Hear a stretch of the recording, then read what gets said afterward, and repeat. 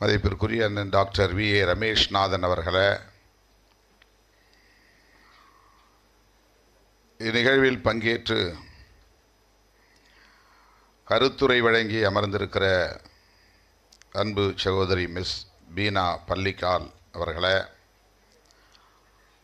இணைய வழி வந்து நம்மிடையே உரையாற்றிய டாக்டர் அசங் வாங்கடே அவர்களே, அதேபோல இணைய வழி நம்மிடையே உரையாற்றிய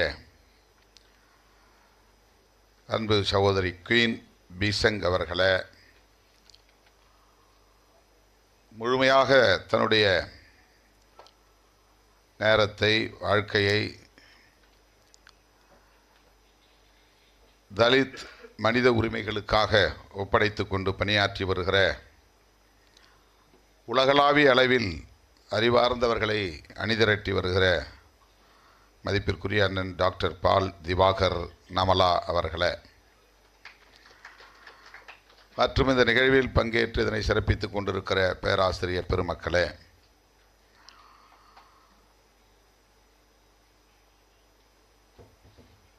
மிஸ்டர் கே.ஏ. மேத்யூ அவர்களே, உங்கள் அனைவருக்கும் என்னுடைய பணிவார்ந்த வணக்கத்தை தெரிவித்துக் கொள்கிறேன். இந்த நிகழ்ச்சி 22ஆம் தேதி நடைபெறுவதாக இருந்தது. நான் என்னுடைய உடல்நலம் குறித்து மருத்துவரை அணுகி இயற்கை சிகிச்சை முறையில் இருந்த நிலையில் அந்த நாளில் என்னால் வர இயலாத ஒரு சிக்கல் இருக்கிறது என்று குறிப்பிட்டதும் அண்ணன் ரமேஷ்நாதன் அவர்கள் எல்லோரோடும் பேசி எனக்காக இதை 28ஆம் தேதி இன்றைக்கு தள்ளி வைத்து நடைபெற்று கொண்டிருக்கிறது. அதற்காக முதலில் அனைவருக்கும் என்னுடைய நெஞ்சார்ந்த நன்றியை தெரிவித்துக் கொள்கிறேன்.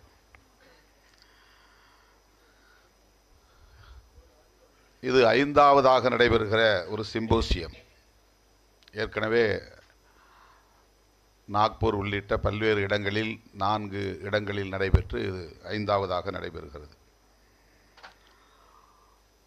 உலகளாவிய அளவில் சமூகத்தில் நிலவும் பாகுபாடுகளை களைவதற்கான ஒரு மாநாடு, symposium on elimination of global caste and analogous system of social hierarchies. சமூக ஏற்றத்தாழ்வுகளை கொண்ட காஸ்ட் சிஸ்டம், சாதிய கட்டமைப்பு முறை, அதேபோல சிமிலர் சிஸ்டம், உலகத்தில் வேறு எந்த நாடுகளில் இதே போன்ற சமூக பாகுபாடுகள் உள்ளனவோ அவை அனைத்தையும் எலிமினேட் செய்வதற்கான, நீக்குவதற்கான, அப்புறப்படுத்துவதற்கான ஒரு கருத்து பகிர்வு இந்த நிகழ்வு. இந்திய அளவில் சாதியை ஒழிக்க வேண்டும் என்பதை தாண்டி ஒரு குளோபல் பெர்ஸ்பெக்டிவ் நமக்கு தேவைப்படுகிறது. உலகளாவிய அளவில் டிஸ்கிரிமினேஷன் இருக்கிறது, வெவ்வேறு பெயர்களில் உள்ளன. அவற்றையெல்லாம் அடியோடு அழித்தொழிக்க வேண்டும் என்கிற நோக்கில் சர்வதேச சமூகத்தின் ஆதரவை திரட்டுவதற்கான ஒரு முயற்சி.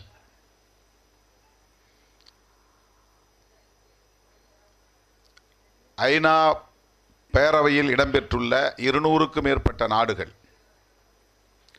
ஒரு பிரச்சனையை சர்வதேச பிரச்சனையாக ஏற்றுக்கொள்ளுகிற போது அந்த பேரவையில் அங்கம் வகிக்கக்கூடிய நாடுகள் அனைத்தும் அதற்கு உடன்பட்டு அதற்கான ஒப்பந்தத்தில் கையெழுத்திட்டு அதன் அடிப்படையில் அவரவர் நாடுகளில் அந்த பிரச்சனைக்கு தீர்வு காண வேண்டும் என்பது ஒரு நடைமுறையாக இருந்து வருகிறது. ஆகவே காஸ்ட் டிஸ்கிரிமினேஷன் என்பதை ஒரு குளோபல் இஷ்யூ, சர்வதேச பிரச்சனை என்கிற வகையில்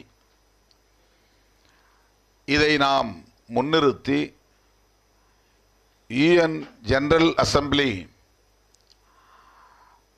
அது மட்டுமில்லாமல் யூஎன் ஹியூமன் ரைட்ஸ் கவுன்சில் போன்ற அவைகளில் விவாதிக்க செய்து இதற்கு ஒரு சர்வதேச ஒப்புதலை பெற வேண்டும் என்கிற முயற்சி தான் இத்தகைய நிகழ்வுகளுக்கான முயற்சி. நாம் இதை புரிந்து கொள்ள வேண்டும் என்பதற்காக இந்த விளக்கத்தை நம்முடைய மொழியிலேயே நான் பகிர்ந்து கொள்ளுகிறேன். It's very easy to clarify what is the main motto of this symposium. We have to make a common opinion or consensus across the world about caste discrimination. ஏனென்றால் அது எத்னிக் இஷ்யூவாக இருந்தாலும் சரி, ரேஷியல் டிஸ்கிரிமினேஷனாக இருந்தாலும் சரி, ஜெண்டர் டிஸ்கிரிமினேஷனாக இருந்தாலும் சரி, religious paste communal டிஸ்கிரிமினேஷனாக இருந்தாலும் சரி, இவற்றையெல்லாம் இப்போது ஒரு ரீஜனல் இஷ்யூவாக, ஒரு பிராந்திய பிரச்சனையாக மட்டுமே சுருக்கி பார்த்துவிட முடியாது. அந்த அடிப்படையில் அதற்கான தீர்வையும் தேடிவிட முடியாது. It's highly impossible to find a solution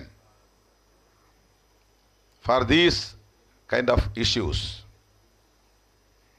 Disparities என்பது வேறு, discrimination என்பது வேறு. வேறுபாடு என்பது வேறு, பாகுபாடு என்பது வேறு. எல்லா நாட்டிலையும் வேறுபாடு இருக்கத்தான் செய்கிறது. ஏற்றத்தாழ்வு என்பது வேறு, உயர்வு தாழ்வு என்பது வேறு. மேடு பள்ளம் அப்படிங்கிறது ஏற்றத்தாழ்வு, நெட்டை குட்டை என்பது ஏற்றத்தாழ்வு. அது வேறுபாடு, இது தவிர்க்க முடியாது. It is nature. Black and white என்பது நேச்சர், இதை நீங்கள் மாற்ற முடியாது. சுருட்ட முடி, கோரை முடி தலைமுடியில் இருக்கும், இது நேச்சர், இதை மாற்ற முடியாது. It's nature. பட் உயர்வு தாழ்வு என்பது சோஷியல் ஹைரார்கிஸ், சமூகத்தில் நிலவுகிற உயர்வு தாழ்வு நாமே உருவாக்கி கொண்டது. இது கற்பிதம், இது இயற்கையாக உருவானதல்ல. ஆண் பெண் என்பது இயற்கையாக உருவானது. ஆணாக பிறப்பதும் பெண்ணாக பிறப்பதும் இயற்கை, இதை யாரும் தீர்மானிக்க முடியாது. ஆனால் ஆண் உயர்ந்தவன் பெண் தாழ்ந்தவள் என்பது கற்பிதம், இது இயற்கை அல்ல, இது கல்ச்சர். இட்ஸ் நாட் நேச்சர், இது கல்ச்சர், இது வளர்த்தெடுக்கப்பட்டது. கல்ச்சர் என்பது நாமே உருவாக்கி வளர்த்து கொண்டது, நாமே உருவாக்கி கொள்வது, நாமே வளர்த்தெடுப்பது, நாம் நம்புகிற கருத்தின் அடிப்படையில் ஒன்றை வளர்த்தெடுப்பது. ஆக பிறப்பின் அடிப்படையில் உயர்வு தாழ்வை கற்பித்து சமூகத்தில் டிஸ்கிரிமினேட்டரி சொசைட்டி என்பது உருவாக்கப்பட்டிருக்கிறது. based on work and dissent. The World Conference Against Racism என்கிற ஒரு மாநாடு டர்பனிலே நடைபெற்றது. நாங்கள் எல்லோரும் போயிருந்தோம். அப்போ இருந்து இவங்களோட நான் தொடர்ந்து ட்ராவல் பண்ணுறேன். அது எனக்கு ஒரு பெரிய நல்வாய்ப்பாக நான் கருதுகிறேன், மகிழ்ச்சியாக கருதுகிறேன், பெருமையாகவும் கருதுகிறேன். இவங்க அந்த பிரச்சனையிலிருந்து வழுவுறதே இல்லை, நடுவறதே இல்லை. தொடர்ந்து அதில் ஃபோக்கஸ்டாக they are walking relentlessly towards their goal. அது சம்பந்தமான ஒரு கருத்து பரப்பல் நடவடிக்கையை தொடர்ந்து மேற்கொண்டு வருகிறார்கள். அதனால தான் இவங்களோட சேர்ந்து நான் அமெரிக்கா போகிற வாய்ப்பு, நேபாளுக்கு போகிற வாய்ப்பு, ஏசியா பார்லிமெண்டேரியன்ஸ் ஃபோரம் ஒன்று உருவாக்கி அதில் எனக்கு வைஸ் சேர்மன் போஸ்ட்லாம் கொடுத்தாங்க. Chairman convener. நிறைய இதன் மூலம் நான் கற்றுக்கொள்ளக்கூடிய வாய்ப்பு எனக்கு கிடைத்தது. இப்போ ரோமாங்கிற பேரில் ஒரு அம்மா பேசினாங்க. ரோமாங்கிறது ஒரு கம்யூனிட்டி. அங்கே டிஸ்கிரிமினேஷன் இருக்குது. அதே மாதிரி புராக்குமின் ஜப்பானில் ஒரு கம்யூனிட்டி, அங்கே டிஸ்கிரிமினேஷன் இருக்குது. ரோமா என்பது யூரோப்பில். ஹெராட்டைன் அண்ட் ஓசு கம்யூனிட்டிஸ் இன் ஆப்பிரிக்காவில் இந்த மாதிரியான பெயரில் சமூகம் இருக்குது. அவங்களுக்கு அந்த டிஸ்கிரிமினேஷன் இருக்குது.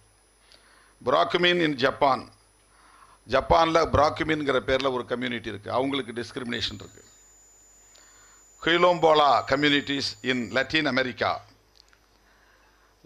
அமெரிக்க நாடுகளில் இந்த மாதிரியான பெயரில் ஒரு சமூகம் இருக்கிறது. இந்தியாவில் ஆயிரக்கணக்கான சமூகங்கள். கம்யூனிட்டியாக இல்லை, காஸ்டாக இருக்குது. ஒரு கம்யூனிட்டிக்குள்ளே பல social group, fragmentation of society இந்த நேம் ஆஃப் காஸ்ட். நிறைய ஃப்ராக்மெண்டேஷன் இருக்குது. தமிழ் கம்யூனிட்டி அப்படிங்கிறது ஒன்றா இல்லை. ஹிந்து கம்யூனிட்டி அப்படிங்கிறது ஒரு சிங்கிள் ஐடென்டிட்டியோட கிடையாது. பல்வேறு சாதிகளாக இங்கே வந்து ஃப்ராக்மெண்ட் ஆகி கிடக்கு, சிதறி கிடக்கு, உடைந்து கிடக்கிறது, சின்ன சின்ன குரூப்பாக இருக்குது. இப்போ இந்த மாதிரியான சமூகங்களுக்கு பிறப்பின் அடிப்படையிலும் தொழிலின் அடிப்படையிலும் ஒர்க் அண்ட் டிசென்ட், அவங்கவுங்க செய்யக்கூடிய வேலை தொழில் அதன் அடிப்படையிலும் அவர்கள் எந்த ஜீன் வழியை சார்ந்தவர்கள், என்ன ஜெனட்டிக் அப்படிங்கிற அடிப்படையிலும் பிறப்பின் அடிப்படையிலும் இந்த டிஸ்கிரிமினேஷன் இருக்கிறது. ஆகவே இது தொடர்பான ஒரு உலகளாவிய பொது கருத்து உருவாக்கப்பட வேண்டிய தேவை இருக்கிறது. இது கலைந்தெறியப்பட வேண்டும் என்கிற பொது கருத்து. அம்பேத்கரை படித்தவர்கள், பெரியாரை படித்தவர்கள், மார்க்ஸை படித்தவர்கள் சாதி ஒழிக்கப்பட வேண்டும் என்கிற நிலைப்பாட்டில் இருக்கிறோம். மற்றவங்களுக்கு cost is not a matter. அது ஒரு மேட்டரே கிடையாது. அது யாருமே டிஸ்கஸ் பண்ணுறதே கிடையாது. அதை வந்து சாதி பெருமை பேசுகிறாங்க. இதில் என்ன, சாதியை ஏன் ஒழிக்கணும்னு நினைக்கிறாங்க. சாதி விட்டு சாதி திருமணம் பண்ணால் ஹானர் கில்லிங் பண்ணணும், அது சரிதான், நியாயம்தான் என்று சொல்லக்கூடியவர்கள் நிறைய இருக்காங்க. சாதி ஒழிக்கப்பட வேண்டும் என்று சொல்லக்கூடியவர்களின் எண்ணிக்கை இன்றைக்கி குறைவாக தான் இருக்குது, இன்னும் மெஜாரிட்டி ஆகலை. இந்த டிஸ்கிரிமினேஷன் தப்புன்னு சொல்லக்கூடிய பொது கருத்து இன்னும் வலுப்பெறவில்லை.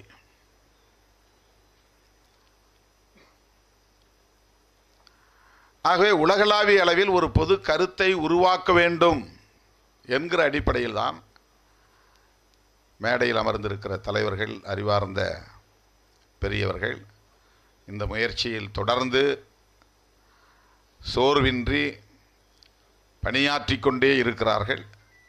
அவர்களோடு சேர்ந்து பயணிப்பதில் நான் பெரிதும் மகிழ்ச்சி அடைகிறேன். இதில் நான் பிறந்த சாதி, அந்த சாதி நலன் மட்டும் போதும் அப்படின்னு நான் நினச்சேன்னா எனக்கு என்னுடைய சாதி அடையாளம் மட்டுமே போதும் அப்படின்னு அதை மட்டும் நான் அழுத்தி பேசுவேன். எனக்கு இந்தியாவில் உள்ள இப்படி பாகுபாடுகளுக்கு ஆளாகக்கூடிய அனைவரின் நலன்களும் முக்கியம் அப்படின்னு நினைக்கும்போது, ஒட்டுமொத்தமாக சாதியை ஒழிக்க வேண்டும் என்று நான் நினைக்கும்போது எனக்கு ஒரு பொது சொல் தேவைப்படுகிறது. I need a common term to address the issues across the country. எனக்கு தேசிய அளவில் ஒரு பொது சொல் தேவைப்படுது. நான் மொத்தத்தில் எல்லாரையும் பறையர்னு சொல்லிட முடியாது, அல்லது எல்லாரையும் நான் வந்து அருந்ததியர்னு சொல்லிட முடியாது. ஏன்னா வெவ்வேறு பெயர்களில் ஒவ்வொரு மாநிலத்திலும் ஷெட்யூல் காஸ்ட் மக்கள் அழைக்கப்படுகிறார்கள். இப்போ இவங்களை எல்லாத்தையும் நான் வந்து ஒரே சொல்ல அழைக்கணும். அது சர்வதேச அளவிலும் புரிந்து கொள்ளக்கூடிய ஒன்றாகவும் இருக்கணும். அப்படி பயன்படுத்தப்படக்கூடிய ஒரு சொல் தான் தலித் என்கிற சொல். தலித் என்பது ஒரு சாதியின் பெயர் அல்ல.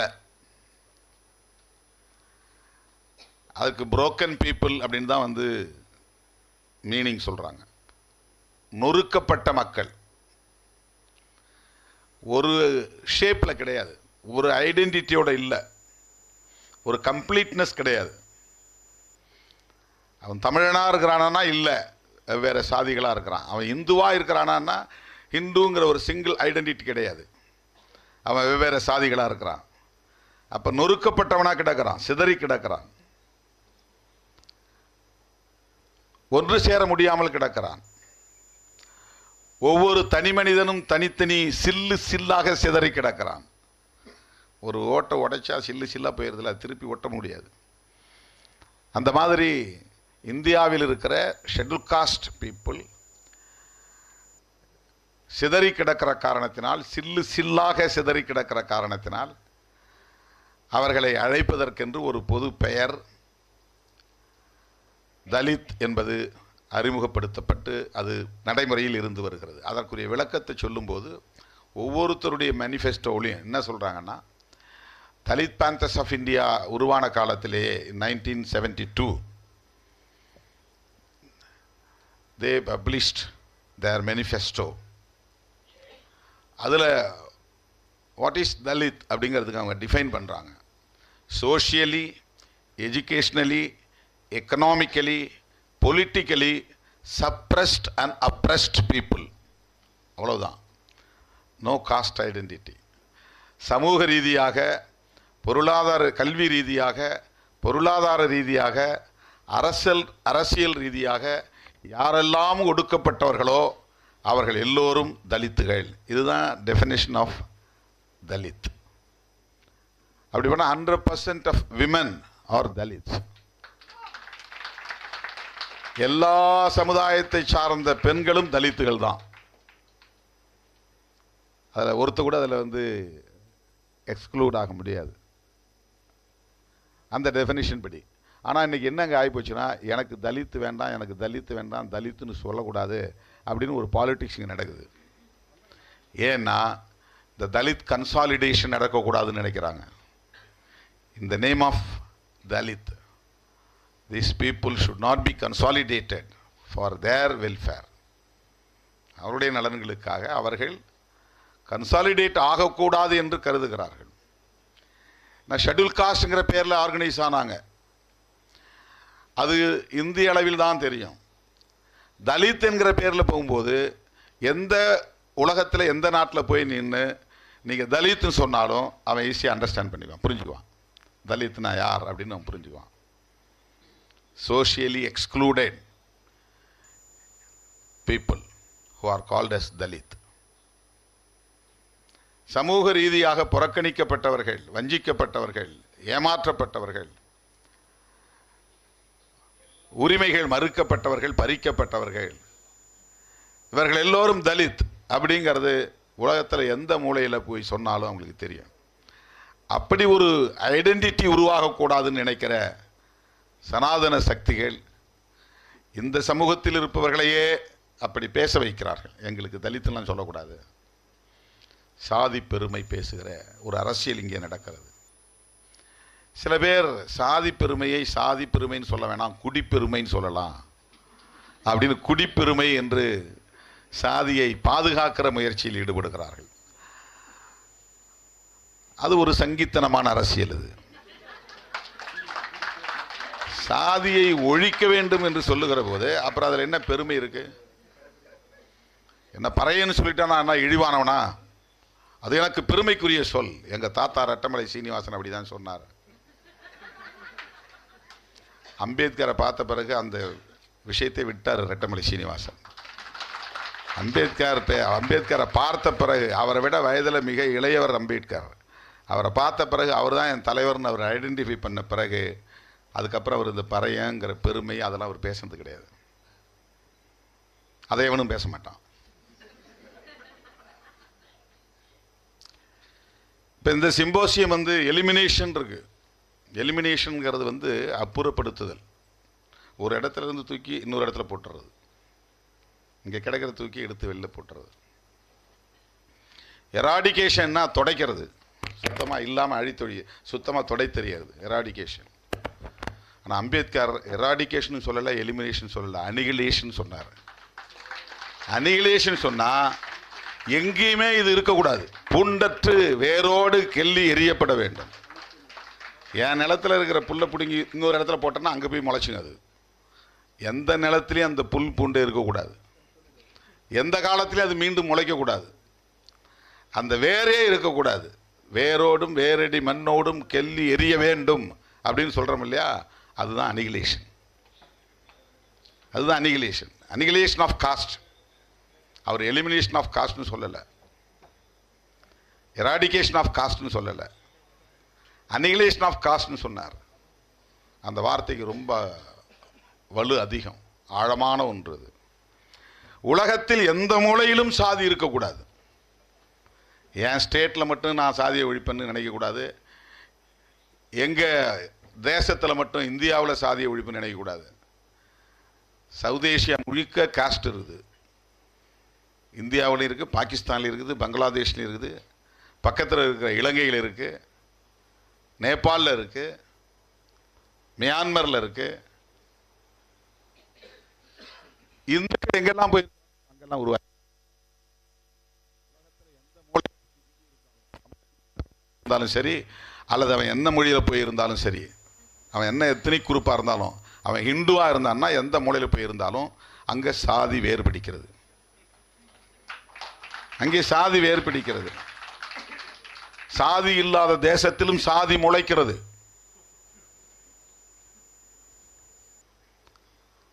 அதனால்தான் அப்ரூட் இந்துத்துவா என்று புரட்சியாளர் அம்பேத்கர் இந்துத்துவத்தை வேறறுப்போம் என்று சொன்னார். அதனால்தான் பெரியார் இந்து மதம் சாதியை உயிர் மூச்சாக கொண்டிருக்கிற வரையில் இந்து மதத்தை வீழ்த்தாமல் சாய்க்காமல் சாதியை ஒழிக்க முடியாதுன்னு சொல்றார். இதுதான் ரொம்ப கான்ட்ரவர்சியலான ஒரு சப்ஜெக்ட் தான் இது. அதனால்தான் பெரியாரை டார்கெட் பண்ணி பெரியாருங்கிற பிம்பத்தையே ஒழிச்சிட்டா சாதி ஒழிப்புங்கிற அரசியலே ஒழிச்சிட முடியும் அப்படின்னு நினைக்கிறாங்க.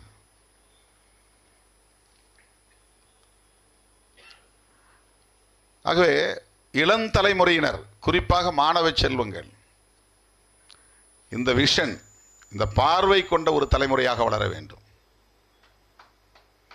நீங்கள் என்ன செய்ய போறீங்கிறது அப்புறம் நீங்கள் முடிவு பண்ணுங்க. But you have this kind of vision.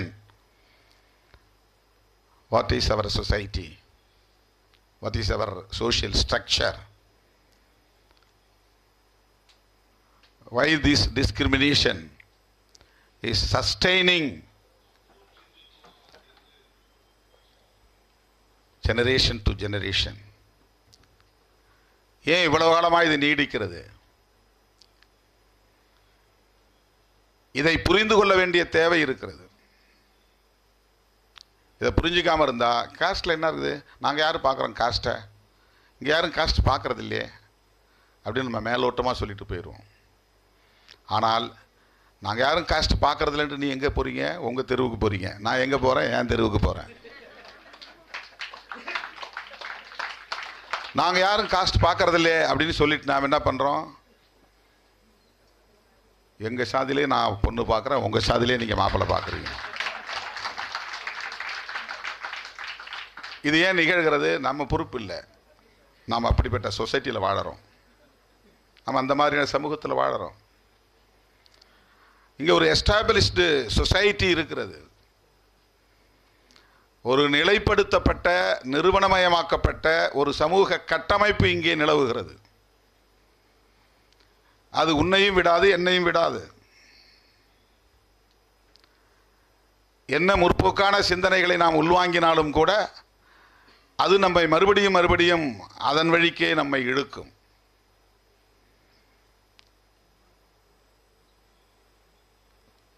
எனவே நமக்கு ஒரு விஷன் தேவைப்படுகிறது.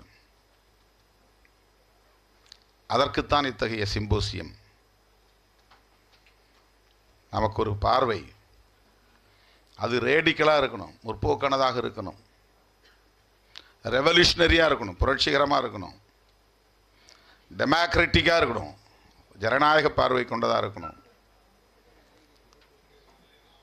அதற்கு நாம் முன்வைக்கக்கூடிய பல உத்திகளுள் ஒன்று, இதை எப்படி நாம் சர்வதேசமயப்படுத்துறது அப்படிங்கும்போது ஹியூமன் ரைட்ஸ் அப்படிங்கிற அடிப்படையில் தான் இதை நம்ம டிஸ்கஷன் கொண்டு போகிறோம். மனித உரிமைகள் அப்படிங்கிற அடிப்படையில் தான் இது ஒரு இனிஷியேட்.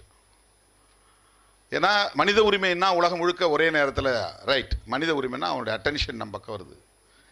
ஹியூமன் ரைட்ஸ் அப்படின்னா இது தொடர்பான விழிப்புணர்வு பெற்ற அத்தனை பேரும் இதன் பக்கம் திரும்பி பார்க்கிற ஒரு நிலை உடனே உருவாகும். இப்போ இதில் ஸ்பெசிஃபிக்காக தலித் ஹியூமன் ரைட்ஸ் அப்படின்னு நம்ம சொல்ல வேண்டியிருக்கு. ரொம்ப ஷேலோவாக ஹியூமன் ரைட்ஸ் சொல்கிறது வேற, ரொம்ப ஸ்பெசிஃபிக்காக தலித் ஹியூமன் ரைட்ஸ்னு சொல்ல வேண்டிய தேவை இருக்கிறது. அப்போ தான் அவன் கவனத்தை இன்னும் கொஞ்சம் இந்த காஸ்ட் பக்கம், நம்ம தலித்துன்னு சொல்லும்போது என்ன ஹியூமன் ரைட்ஸ்னால் ஜென்ரல் தானே, பொதுவானது தானே, அப்புறம் என்ன அதில் தலித் ஹியூமன் ரைட்ஸ்? சாதாரணமாக எல்லா மனிதர்களுக்கும் கிடைக்கிற மனித உரிமைகள் மனிதர்கள் என்கிற முறையில் இவர்களுக்கு கிடைப்பதில்லை. தலித்துகள் என்பதனால் அது மறுக்கப்படுகிறது.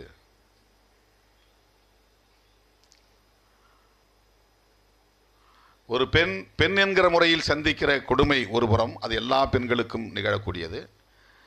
ஆனால் தலித் பெண் என்கிற போது அதனுடைய வலி இன்னும் கூடுதலாக மாறுகிறது. கேட்க நாதி இல்லை, எதிர்க்க போதிய வலு இல்லை, எப்படியும் இவர்களை கையாள முடியும் என்கிற ஒரு உளவியல், ஒரு மைண்ட் செட். என்றைக்காவது அக்ரஹாரத்துக்குள்ளே புகுந்து சாதி அடிப்படையில் ஒரு கூட்டு பாலியல் நடந்தது அப்படிங்கிற சான்று உண்டா? இப்போ அவங்களுக்கு எப்படி இந்த சேஃப்டி அண்ட் செக்யூரிட்டி வந்துச்சு? ஒரு ஊரில் 2 குடும்பம் 3 குடும்பம் இருப்பாங்க. அவங்க வீட்டை என்றைக்காவது யாராவது கொளுத்தி நம்ம பார்த்துருக்குறோமா? அந்த வீட்டை தீ வச்சுட்டாங்க, அவங்கள கொளுத்திட்டாங்க, அவங்க சொத்துக்களை சூறையாடிட்டாங்க, சொத்துக்களை அடித்து உடைத்து நாசப்படுத்தி விட்டார்கள்.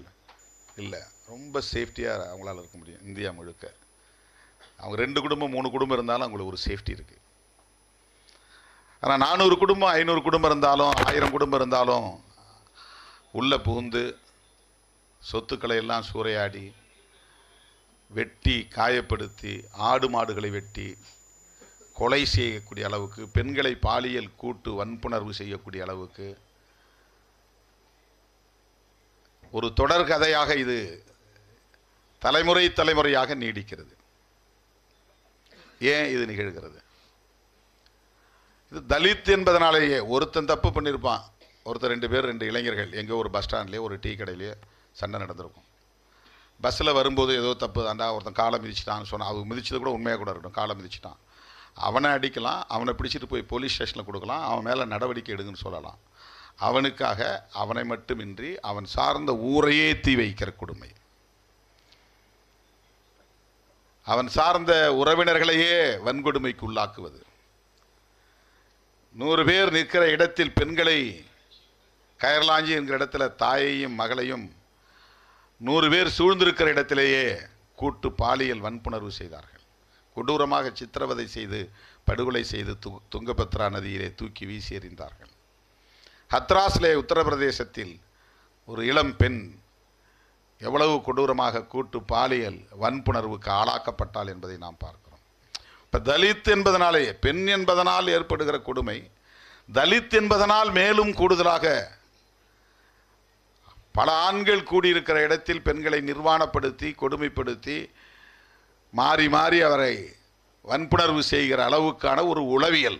அது என்ன மாதிரியான உளவியல்? அது யோசிச்சு பாருங்க.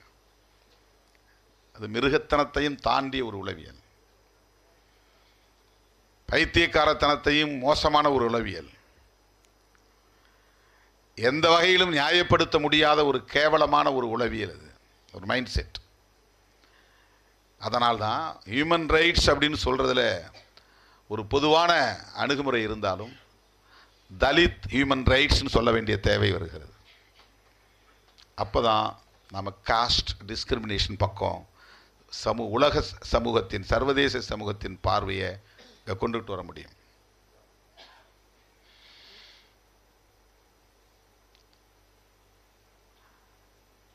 டிஸ்கிரிமினேஷன் என்பதுதான் நம்முடைய எதிரி.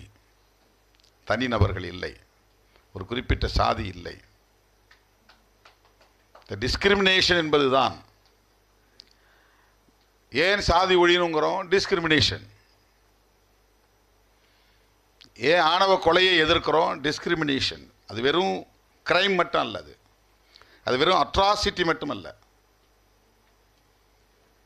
அது தனிப்பட்ட முறையில் வெறும் வன்கொடுமை அப்படிங்கிறது மட்டும் இல்லை. அதுக்கு பின்னால் ஒரு பெரிய சோஷியல் பேக்ரவுண்ட் இருக்கிறது, ஒரு மைண்ட் செட் இருக்கிறது. அதற்கு பின்னால் இன்னும் போனால் அதற்கு பின்னால் ஒரு தத்துவம் இருக்கிறது, அல்லது ஒரு கொள்கை இருக்கிறது, அல்லது ஒரு கோட்பாடு இருக்கிறது, ஒரு டாக்ட்ரின் இருக்கிறது. அதைத்தான் பெரியாரும் அம்பேத்கரும் அடையாளப்படுத்தினார்கள், சனாதனம் என்று அடையாளப்படுத்தினார்கள். அவர்கள் காலத்தில் அது பார்ப்பனியம் என்று அறியப்பட்டது.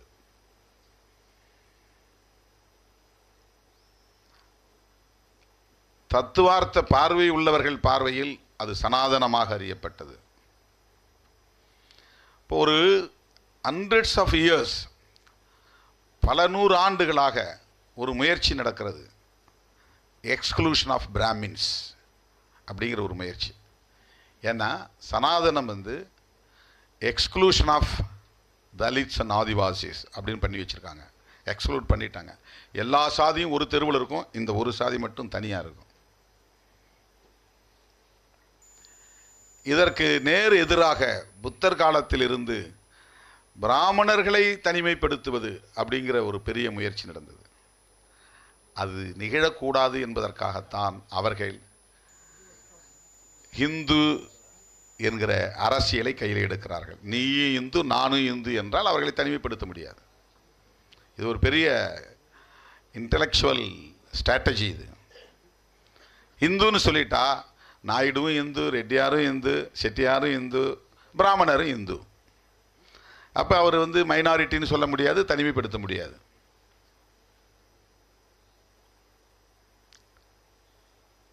அதை பாதுகாப்பதற்கு, தக்க வைப்பதற்கு அவர்கள் வரையறுத்திருக்கிற அஜெண்டா அதுதான் இந்துத்துவா. இந்துத்துவா என்பது வேறு, ஹிந்துயிசம் என்பது வேறு. அது நமக்கு ஒரு கிளாரிட்டி வேணும். இந்துயிசம்ங்கிறது இந்து மக்களுடைய நம்பிக்கை. சிவன் இருக்கிறான்னு நம்புறது இந்துயிசம், மகாவிஷ்ணு இருக்கிறான்னு நம்புறது இந்துயிசம், முருகப்பெருமானை நம்புவது இந்துயிசம், விநாயகமூர்த்தியை வணங்குவது இந்துயிசம். அந்த கடவுள் மேலே வச்சிருக்கிற நம்பிக்கைங்கிறது இந்துயிசம். ஆனால் ஆர்எஸ்எஸும் பிஜேபியும் முன்வைத்திருக்கிற கொள்கை ஹிந்துத்துவா. அது என்னன்னா ஹிந்து கன்சாலிடேஷன், ஹிந்து மெஜாரிட்டேரியனிசம், பெரும்பான்மைவாதம். இந்த தேசத்திற்கு இந்து ராஷ்டிரா என்று பெயர் சூட்டுவது அதுதான் இந்துத்துவா. இதையெல்லாம் சாதிப்பதற்கு முஸ்லீம் மேலையும் கிறிஸ்தவர்கள் மேலையும் வெறுப்பு அரசியலை பரப்புவது இது இந்துத்துவா. இந்த வெறுப்பு அரசியலை இன்னும் தீவிரப்படுத்துவதற்கு மசூதிகளை இடிப்பது, அதெல்லாம் ஸ்ட்ராட்டஜி. மசூதிகளை இடிப்பதெல்லாம் one of the strategy to develop their hated politics against Muslims and Christians. Why? Because they are converting Hindu people to Christianity and Islam purposefully. இப்படி சொல்கிறான். அவங்க மதம் மாற்றம் செய்கிறாங்க, அவங்க மதமாற்றம் செய்கிறாங்க.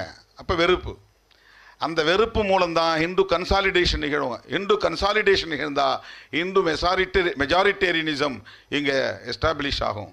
இந்து மெஜாரிட்டேரியனிசம் வந்துருச்சுன்னு சொன்னால் அவங்க தொடர்ந்து ஆட்சியில் இருப்பாங்க. They will throw away the constitution which made by doctor B.R. Ambedkar. அவங்களுடைய முதல் எதிரி, the first enemy, the primary enemy is the constitution of India. அவங்களுக்கு காங்கிரஸு, கம்யூனிஸ்ட்டு, டிஎம்கே இதெல்லாம் எலக்டோரல் எனிமீஸ், அப்பப்போ சீசனல் எனிமீஸ். அவங்க டெம்பரரி எனிமீஸ். அவங்களுடைய permanent enemy, primary enmity எதுக்கு எதிராகன்னா த கான்ஸ்டிடியூஷன் தான். ஏனென்றால் அது மிக முக்கியமான ஒரு தத்துவத்தை அடிப்படையாக கொண்டிருக்கிறது. செக்யூலர் ஸ்டேட் என்பதுதான் அவர்களால் ஏற்றுக்கொள்ள முடியாத ஒன்று. அப்போ அவங்களுக்கு ஸ்டேட் ரிலீஜன் வேணும். இந்த தேசத்திற்கு இந்து ராஷ்டிரா என்று பெயர் சூட்ட வேண்டும். இதற்கு பெரிய தடையாக இருப்பது constitution of India, preamble of the constitution. Pluralism அவங்களுக்கு எதிரி, செக்யூலரிசம் அவங்களுக்கு எதிரி, ஃபெடரலிசம் அவங்களுக்கு எதிரி. இதெல்லாம் content of the constitution, basic factors of the constitution. Justice, liberty, equality and fraternity. Equality and ஃப்ரெட்டர்னிட்டினா அவங்களால தாங்கிக்கவே முடியாது, அவங்கள சகித்து கொள்ளவே முடியாது. ஏன்னா அந்த சோஷியல் ஆர்டர் மாறுது. காலங்காலமாக இருந்த சோஷியல் ஆர்டர் தலைகீழ புரளுது. இப்போது இதையெல்லாம் தூக்கி எறியணும். அதை வெளிப்படையாக சொல்ல முடியாது, அம்பேத்கரை வெளிப்படையாக எதிர்க்க முடியாது. இது ப்ராக்டிக்கலாக இருக்கிற பிரச்சனை உங்களுக்கு. அம்பேத்கரை வெளிப்படையாக எதிர்த்தா இந்தியா முழுக்க 30 கோடிக்கு மேலான மக்கள் அவரை குலதெய்வமாக கும்பிட்டுக்கிட்டு இருக்கிறான். அவன் பூரா எதிராக திரும்பிடுவான். எலக்டோரலாக அவங்களுக்கு பெரிய எஃபெக்ட், பாதிப்பு உருவாகும். பெரியாரை எதிர்த்தா பிரச்சனை கிடையாது, அவனுக்கு எலக்டோரலாக எந்த பாதிப்பும் வராது. அம்பேத்கரை எதிர்த்தா எலக்டோரலாக பெரிய பாதிப்பை சந்திக்க நேரும்.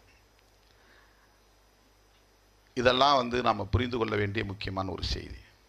அந்த அடிப்படையில் தான் நம்முடைய தலைவர்கள், மேடையில் அமர்ந்திருக்கிற தலைவர்கள், இந்த சிம்போசியம், இந்த கருத்தமர்வை ஒருங்கிணைத்திருக்கிறார்கள். அது தொடர்பான ஒரு ரிட்டன் ஸ்பீச் என்கிட்ட இருக்குது. அதை ஜெராக்ஸ் எடுத்து உங்களுக்கு எல்லாருக்கும் நான் கொடுத்துட்றேன். அதை நீங்கள் படித்து பாருங்கள்.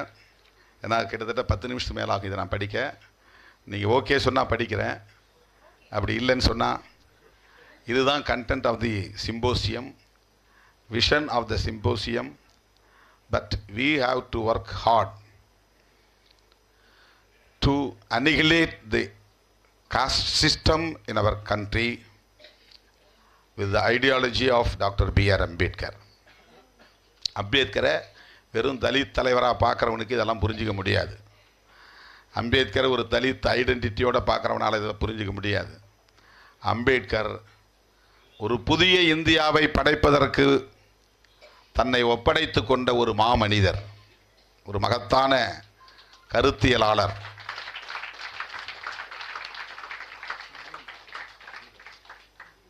குறிப்பாக மாணவ செல்வங்கள்,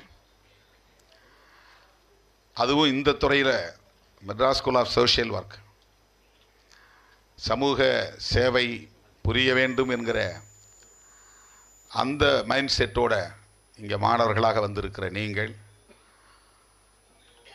அம்பேத்கரை முழுமையாக படிக்க வேண்டும், பெரியாரையும் படிக்க வேண்டும், சர்வதேச அளவில் பெரும் தாக்கத்தை ஏற்படுத்திய மாமேதை மார்க்ஸ் அவர்களையும் படிக்க வேண்டும். இந்த கருத்துக்களோடு இளம் தலைமுறையினர் பொது வாழ்வில் தங்களை ஈடுபடுத்திக் கொள்ள வேண்டும் என்கிற வேண்டுகோளோடு இந்த வாய்ப்புக்கு எனது நன்றியை தெரிவித்து எனது உரையை உங்களுக்கு ஜெராக்ஸ் நகல் எடுத்து வழங்கப்படும் என்பதை தெரிவித்து நேரத்தின் அருமை கருதி முடிக்கிறேன். நன்றி, வணக்கம். Please.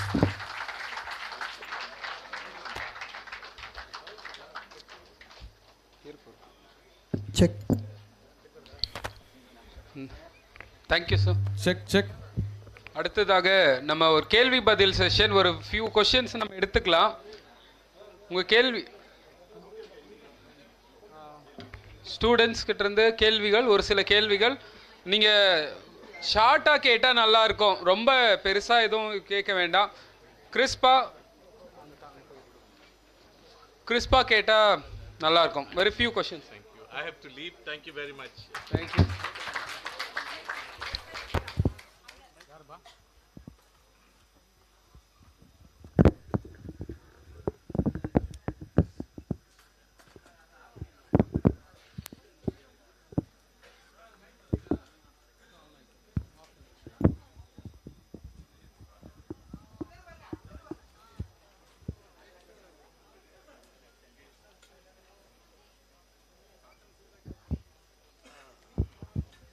வணக்கம்.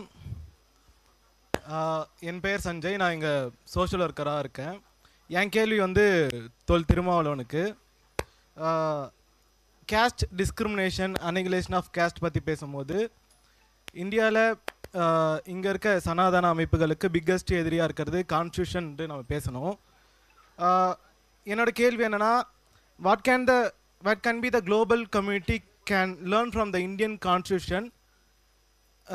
constitution approach to address the annihilation of caste, or how to address caste based discrimination? Okay, தமிழிலே கேளுங்க. okay, தமிழிலே கேளுங்க. இந்தியன் கான்ஸ்டியூஷன் தான் இங்கே இருக்க சனாதன சக்திகளுக்கு பெரிய எதிரியாக இருக்கும்போது குளோபல் கம்யூனிட்டியில் இருக்கவங்க, குளோபலாக ஹியூமன் ரைட்ஸ் பேசுகிறவங்க, இங்கே இருக்க அரசியலமைப்பிலிருந்து என்ன லேர்ன் பண்ணி அவங்க இங்கே இருக்க ஜாதிய டிஸ்கிரிமினேஷனுக்கு வந்து அவங்க லேர்ன் பண்ணி அதை அட்ரஸ் பண்ணலாம்?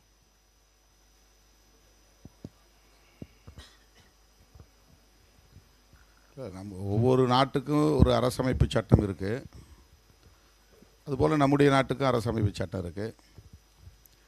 இந்த அரசமைப்பு சட்டத்தில் நாம் என்ன கோட்பாடுகளை அடிப்படையாக கொண்டு ஒரு தேசத்தை கட்டி எழுப்புகிறோம் என்பதற்கான அடிப்படை கோட்பாடுகளை விவரிப்பது தான் பிரியாம்பிள். அந்த பிரியாம்பிளில் சொல்லப்பட்டிருக்கிற கோட்பாடுகளை சர்வதேச சமூகத்தை சார்ந்த மனித உரிமை ஆர்வலர்கள், முற்போக்கு சக்திகள் அறிந்து கொள்ளுகிற போது நம்மோடு அவர்கள் கைகோர்த்து நிற்பார்கள். அவர்களுக்கு இதை எடுத்து செல்ல வேண்டியது நம்முடைய பொறுப்பு. அவங்களா படிக்க மாட்டாங்க, அவங்களா தெரிஞ்சுக்க மாட்டாங்க. அதுக்கு தான் நாம் இந்த மாதிரியான நிகழ்வுகளை எல்லாம் அகில இந்திய அளவிலும் அகில உலக அளவிலும் அவ்வப்போது கூடி கலந்துரையாடல் செய்கிறோம். உலகம் முழுவதும் பாகுபாடுகளுக்கு உட்படுகிற சமூகங்களோடு ஒரு உறவை கட்டி எழுப்புகிறோம். நமக்கிடையில் ஒரு முன்னணி, இப்போ ரோமா கம்யூனிட்டியை சார்ந்தவங்க நம்மோடு பேசுகிறாங்க, பிராக்கிமின் சமூகத்தை சார்ந்தவங்க நம்மோட உறவாடுறாங்க, நாம் அவங்களோட ஒரு நட்புணர்வை வளர்க்குறோம். It is responsibility of us, நம்முடைய பொறுப்பு. இது குளோபல் கம்யூனிட்டிக்குன்னு ஒரு தனி ரெஸ்பான்சிபிலிட்டி இருக்கும் அப்படிங்கிற மாதிரி நம்ம அமைதியாக இருந்துட முடியாது. அவங்க இதை எப்படி பார்க்குறாங்க அப்படிங்கிறத விட, அவங்க என்ன நம்மக்கிட்ட இருந்து லேர்ன் பண்ணிக்கிறாங்கிறத விட, நாம் அவங்களுக்கு என்ன சொல்கிறோம், எப்படி அவங்களுக்கு எடுத்துரைக்கிறோம், அதை எப்படி சர்வதேச சமூகத்துக்கு கொண்டு போய் நம்ம சேர்க்கிறோம், எப்படி சேர்க்க வேண்டும் அப்படிங்கிற ஒரு பார்வை தான் நமக்கு தேவை. யாரோ நமக்கு விடுதலை பெற்று தருவார்கள் என்று எண்ணாமல், நாமே நமக்கான விடுதலையை பெறுவதற்கு, சாதியை ஒழிப்பதற்கு, சாதியற்ற ஒரு தேசத்தை கட்டமைப்பதற்கு, சமத்துவ இந்தியாவை கட்டமைப்பதற்கு நாம் அனைத்து முயற்சிகளையும் மேற்கொள்வோம். எல்லாருக்கும் வணக்கம். என் பேர் ராஜலக்ஷ்மி. நான் இப்போ புளியந்தோப்பில் சமூக பணியாளராக ஒர்க் பண்ணிகிட்ருக்கேன். ரொம்ப முக்கியமானது என்னென்னா, நான் கடந்த ரொம்ப நாளாகவே பார்த்துட்ருக்கிறதுனா, பொதுவாகவே நம்ம ஊர்களில் இருக்கிற, அதாச்சும் கிராமப்புறங்களில் தலித் மக்களோட பிரச்சனைகளை பற்றி பேசிகிட்டு இருக்கோம். ஆனால் நகர்ப்புற தலித்துகளை பற்றிய பிரச்சனைகள் நம்ம ரொம்ப கம்மியாக பார்க்குற மாதிரி எனக்கு தோணுது.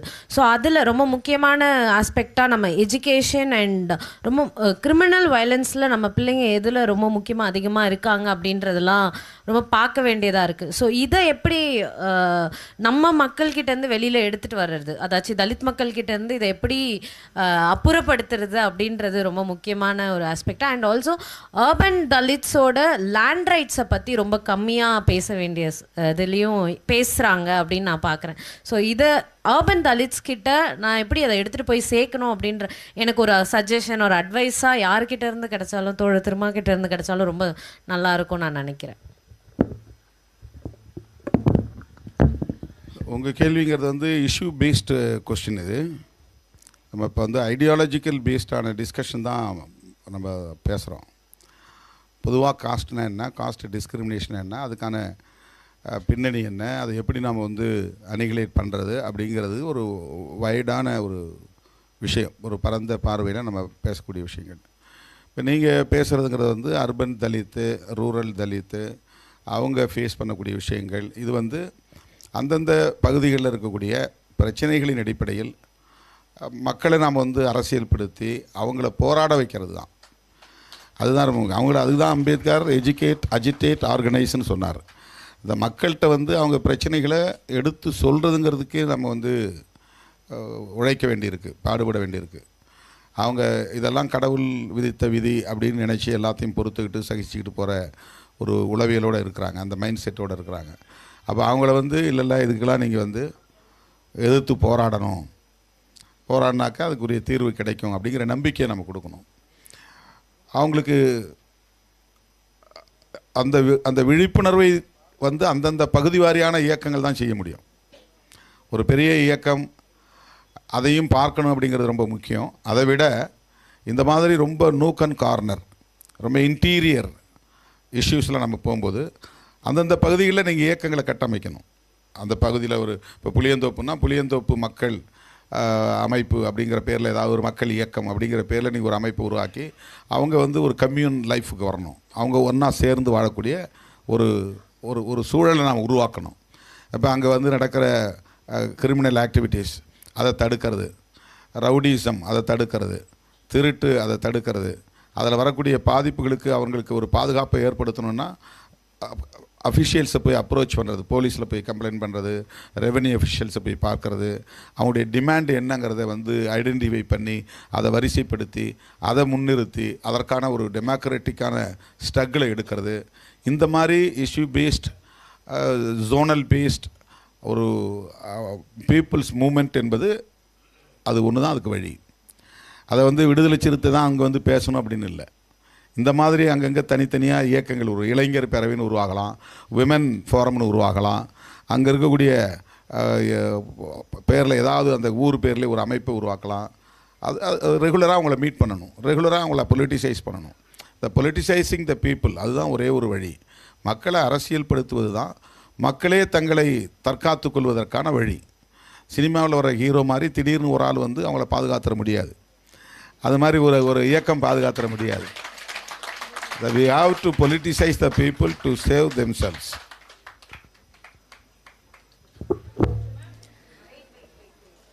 Good evening sir. என் பேர் மந்த்ரா. நான் வந்துட்டு இங்கே தான் ரிசர்ச் ஸ்காலராக இருக்கேன். நான் ஒரு 4 வருஷமாக இங்கே பிஹெச்டி பண்ணிகிட்ருக்கேன். விமன் அண்ட் பாலிடிக்ஸில் தான் நான் பார்த்துட்ருக்கேன். கிராஸ் ரூட் லெவலில் வந்துட்டு according to you and all we are saying that India is one of the country where women are have been given the representation at grassroots level. Grassroots level நம்மளோட politics ரொம்ப ஸ்ட்ரென்தண்டாக இருக்குது அப்படின்ற மாதிரிலாம் ஒரு இது வைக்கிறோம். ஆனால் இப்போ வரைக்கும் கூட ஒரு எஸ்சி விமன் பஞ்சாயத்து பிரசிடெண்ட்டாக இருந்தாங்கன்னா especially she is not allowed to the SMC meeting. ஊரில் இருக்கிற ஸ்கூலில் வரைக்கும் நீ பார்த்துக்கோ, அந்த மீட்டிங்க்கு மட்டும் நீ போ அப்படின்ற அளவில் வந்துட்டு இந்த இடத்துல நிறைய லேப்ஸஸ் லேக்குனாலாம் இருக்குது. இதை அட்ரெஸ் பண்ணுற மாதிரி like you mention just now how to politicize people அப்படின்ற போது விமனை வந்துட்டு இந்த மாதிரியான விஷயங்கள் எஸ்பெஷலி தலித் விமன் ஃபேஸ் பண்ணுறதெல்லாம் ஒரு குளோபல் லெவலில் ரீச் பண்ணுறதுக்கு what could be the strategies which we could adapt or அதுக்கான நெட்வொர்க்கிங் ஸ்டைல்ஸ் நம்ம ஏதாச்சும் இது பண்ண முடியுமா? ஹவு குட் வி எமர்ஜ் அப்படின்றது அண்ட் எஸ்பெஷலி இந்த ரிசர்ச் கான்டெக்ட் எந்த மாதிரியான ஸ்டடீஸ்லாம் இன்னும் கூட இது பண்ணிகிட்டே வந்தால் இதுவாக இருக்கணும்? உங்களோட suggestions anything which you good share. இல்லை, பெண்கள் வந்து இப்போ தான் எம்பவர் ஆகக்கூடிய ஒரு சூழல் உருவாகிருக்கு. இப்போ பஞ்சாயத்து ராஜ் சட்டம் வந்த பிறகு தான் உங்களுக்கு கம்பல்சரி ரிசர்வேஷனுங்கிறது வந்துச்சு லீகலாக.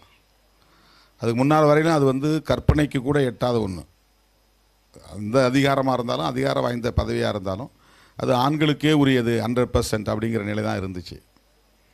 இப்போ பஞ்சாயத்து ராஜ் சட்டம் வந்ததுக்கு பிறகு அப்படி ஒரு சட்டம் வர்றதுக்கு முன்னாடி இது பற்றிய விழிப்புணர்வும் இதை பற்றிய ஒரு பெரிய டிஸ்கஷனும் டிபேட்டும் நேஷ்னல் லெவலில் நடந்ததுனால தான், லோக்சபாவில் ராஜ்யசபாவில் நடந்ததுனால தான் அது ஒரு கட்டத்துக்கு மேலே ஒரு சட்டமாக வருது.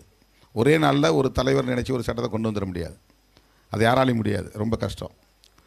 அப்போ பெண்களுக்கு இடஒதுக்கீடு பஞ்சாயத்து ராஜ் சட்டத்தில் கொண்டு வர முடியுங்கிற ஒரு சூழல் கனிந்ததற்கு முன்னால், அப்படி ஒரு சூழல் உருவாகிறதுக்கு முன்னால் ஒரு ப்ரொலாங்டு டிஸ்கஷன் நடந்திருக்கு, ஸ்ட்ரகிள் நடந்திருக்கு.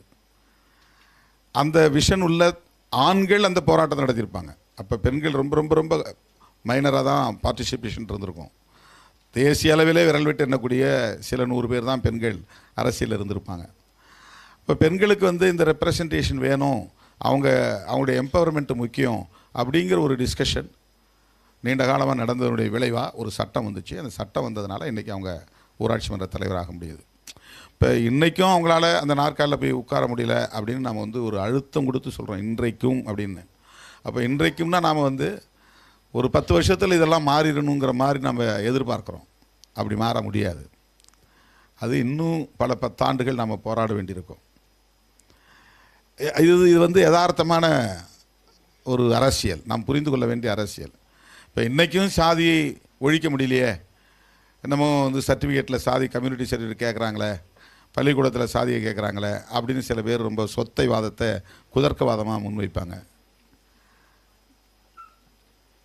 அது வந்து ஒரு குறிப்பிட்ட காலவரையில் நீடித்து அவங்க எம்பவராக அந்த எம்பவர் ஆகக்கூடிய எண்ணிக்கை பெருகும்போது, இப்போ உதாரணத்துக்கு விடுதலை சிறுத்தைகள் கட்சியில் ஒரு 1000 பேர் இருக்கிற இடத்துல ஒரு 10 பேர் பெண்கள் இருந்தாங்கன்னா அந்த 10 பேரையும் கேவலமாக பார்ப்பாங்க. ஆண்கள் கிண்டல் பண்ணுவாங்க, அவங்கள வந்து தப்பாக கேரக்டர் அசாசினேட் பண்ணுவாங்க, அந்த மாதிரி போர்ட்ரேட் பண்ணுவாங்க. 1000 பேர் இருக்க இடத்துல ஒரு 100 பெண்களாக மாறும்போது, 200 பெண்களாக மாறும்போது, 300 பெண்களாக மாறும்போது எவனும் வாய் திறக்க மாட்டான். அந்த நம்பர் இன்க்ரீஸ் ஆகும்போது யாராலையும் பேச முடியாது.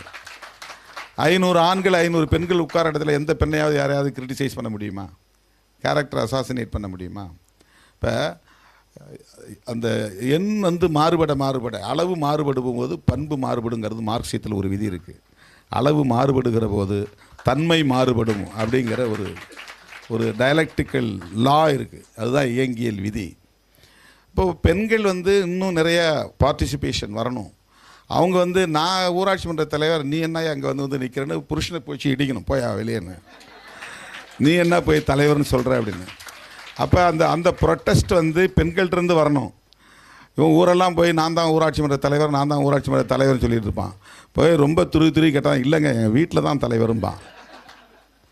இப்போ இந்த நிலை ஏன் நீடிக்குதுன்னா இன்னும் வந்து மேல் டாமினேஷனுங்கிறது லைவில் இருக்குது. அதுக்கு என்ன காரணம்னா விமன்கிட்டருந்து இன்னும் அந்த கிளைமிங் அத்தாரிட்டி வரல. இந்த கிளைம் பண்ணணும், ப்ரொட்டஸ்ட் பண்ணணும், இது எனக்கான உரிமை, இந்த உரிமையை நான் தான் வந்து நுகர வேண்டும், இந்த அதிகாரத்தை நான் தான் நுகர வேண்டும் அப்படிங்கிறது எப்போ வரும்னா அந்த நம்பர் கூடும்போது தான், அந்த எண்ணிக்கை பெருகும்போது தான், அந்த அந்த அந்த அவேர்னஸ் டெவலப் ஆகும்போது தான். அதனால் வந்து நாம் முதல்ல நேஷ்னல் லெவல்லே நமக்கு ஒரு நெட்வொர்க் இருக்கா பெண்கள்கிட்ட. இப்போ இந்த நிமிஷம் வரையிலும் பெண்களுக்கான இடஒதுக்கீடு 33% வரையறை பண்ணதும் ஆண்கள் தான், பெண்களுக்கான இடஒதுக்கீடு வேணும்னு பேசுகிறதும் ஆண்கள் தான், பெண்களுக்கான இடஒதுக்கீட்டை நடைமுறைப்படுத்தாமல் தடுத்து வச்சிருக்கிறதும் ஆண்கள் தான். ஆனால் பெண்கள் தரப்பிலிருந்து எந்த பெண் அமைப்புகளும் பெருசாக எங்களுக்கு வந்து ஏன் பாப்புலேஷனில் நாங்கள் 50% இருக்கிறோம், உன்னை யார் 33% ஃபிக்ஸ் பண்ண சொன்னது, இதை ஃபிக்ஸ் பண்ணவன் யாருன்னு யாரும் கேட்கல. எப்படி 33% நீ ஃபிக்ஸ் பண்ண, அதுக்கு என்ன வரையறை, என்ன அதுக்கான கிரவுண்ட்ஸ் என்ன, யாரும் கேட்கல. அப்போ பெண்கள் அமைப்புங்கிறதே வந்து தங்களுக்கான உரிமைகளை அல்லது தாங்கள் எம்பவர் ஆகணுங்கிற அந்த உரிமை குரலை அவங்கள்ட்ட இன்னும் நம்ம பெற முடியல. அது வளரணும்.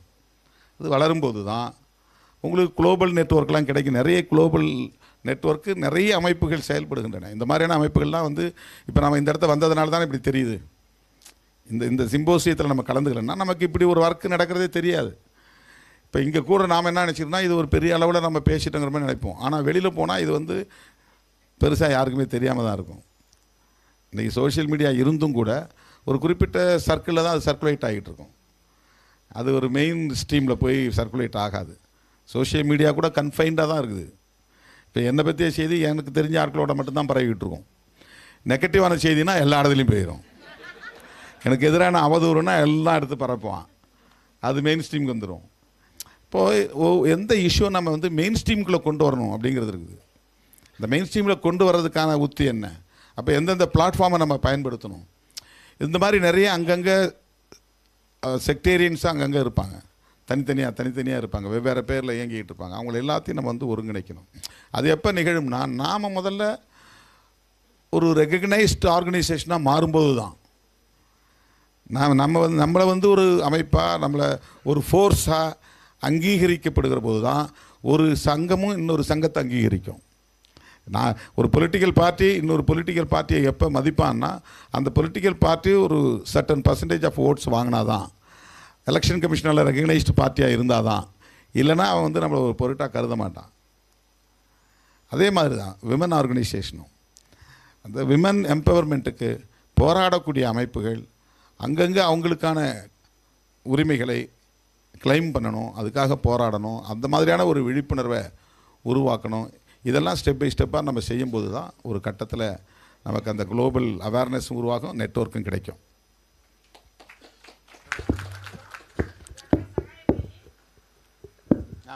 சொல்லுங்கள்.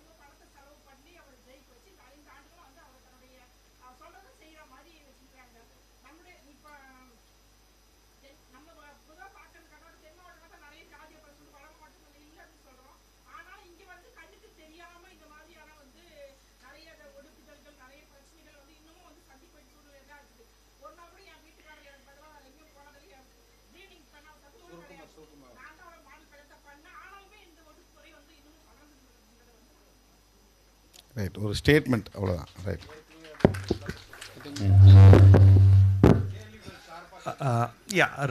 ரெண்டு தான். ஆக்சுவலி நான் அரவிந்த் ஜேஎன்யூவில் பிஹெச்டி பண்ணிகிட்ருக்கேன் இன்டர்நேஷ்னல் பாலிட்டிக்ஸில். மொதல் கேள்வி வந்து இப்போ குளோபல் கேஸ்ட் நம்ம பேசுகிறோம், பட் குளோபல் ஆர்டர் வந்து இப்போ ட்ரம்ப் வந்ததுனால குளோபல் பாடிஸ்க்கான பவர் இல்லாமல் போகுது.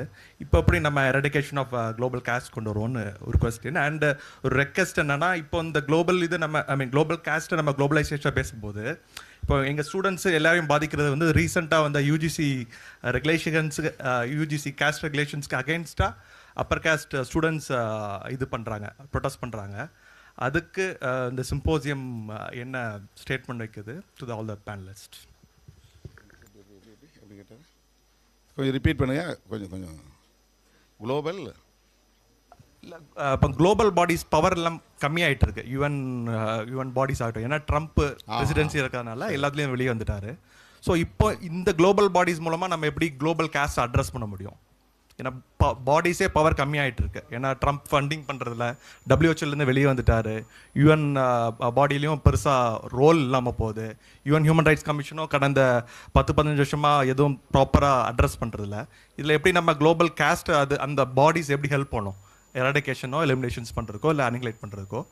ரெண்டாவது வந்து யூஜிசியில் இப்போ யூஜிசி ரெகுலேஷன்ஸ் கொண்டு வந்திருக்காங்க. இப்போ யூனிவர்சிட்டிஸில் கேஸ்ட் டிஸ்கிரிமினேஷன் இருந்தால் அதை ப்ராப்பராக அட்ரஸ் பண்ணணும்னு சொல்லிட்டு ஒரு 5 days பேக் கொண்டு வந்த ரெகுலேஷன்ஸுக்கு அகெயின்ஸ்டாக அப்பர் கேஸ்ட்டும் ஏபிபி ஸ்டூடெண்ட்ஸும் அதுக்கு அகெயின்ஸ்டாக ப்ரொட்டஸ்ட் பண்ணுறாங்க.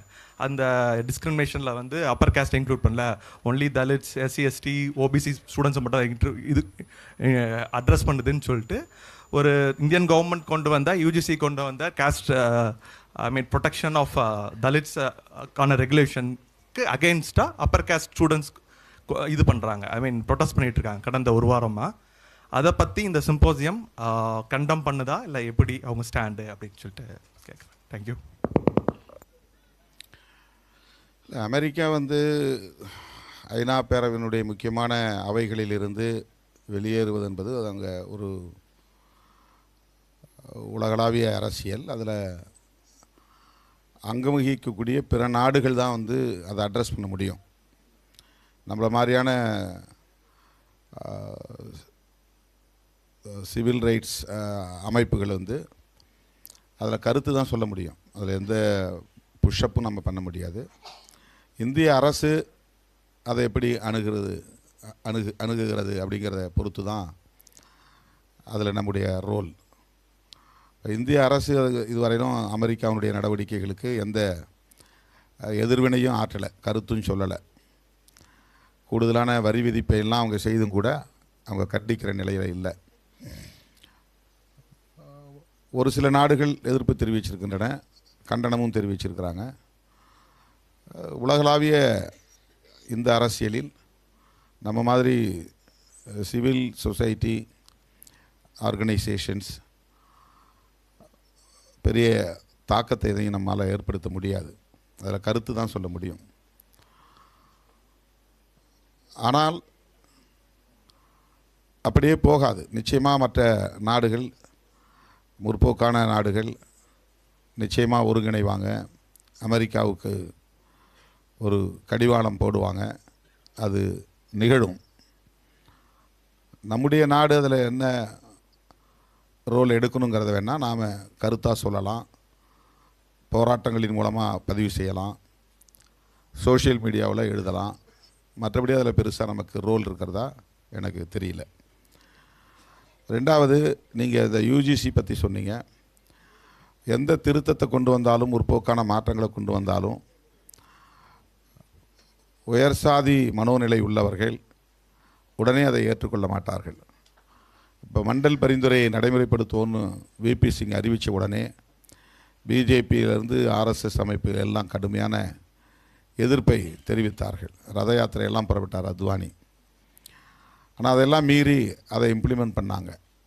அப்போ தான் ஓபிசி சமூகங்கிற ஒரு லேயர் பெரிய அளவில் வெகுண்டு எழுந்தது. அது வரையிலும் ஆர்எஸ்எஸ்க்கு எதிராக யாரும் ஆர்கனைஸ் ஆகலை, பிஜேபிக்கு எதிராகவும் ஆர்கனைஸ் ஆகலை.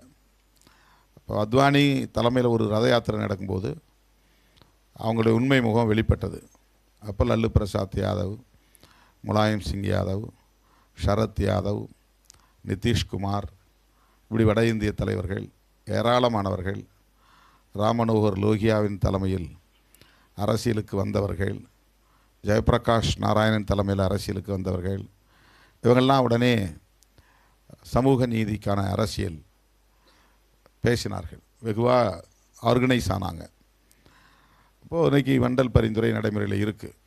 அந்த மாதிரி மாணவர்கள் மத்தியில் யூஜிசி கொண்டு வந்திருக்கிற reserved categories, SC ST OBC மாணவர்களுக்கான உரிமைகளை பாதுகாக்கும் அந்த ஷரத்துகளை முன்னிறுத்தி உயர் சாதி மாணவர்கள் எதிராக நடத்துகிற போராட்டத்தை நீர்த்து போகச் செய்யக்கூடிய வகையில் மாணவர்கள் தான் ஆர்கனைஸ் ஆகணும். முதல்ல நம்மளை மாதிரி இருக்கிற அமைப்புகள் வந்து அதில் கருத்து சொல்லலாம், கண்டனம் தெரிவிக்கலாம். ஆனால் அங்கே மாணவ சமூகம்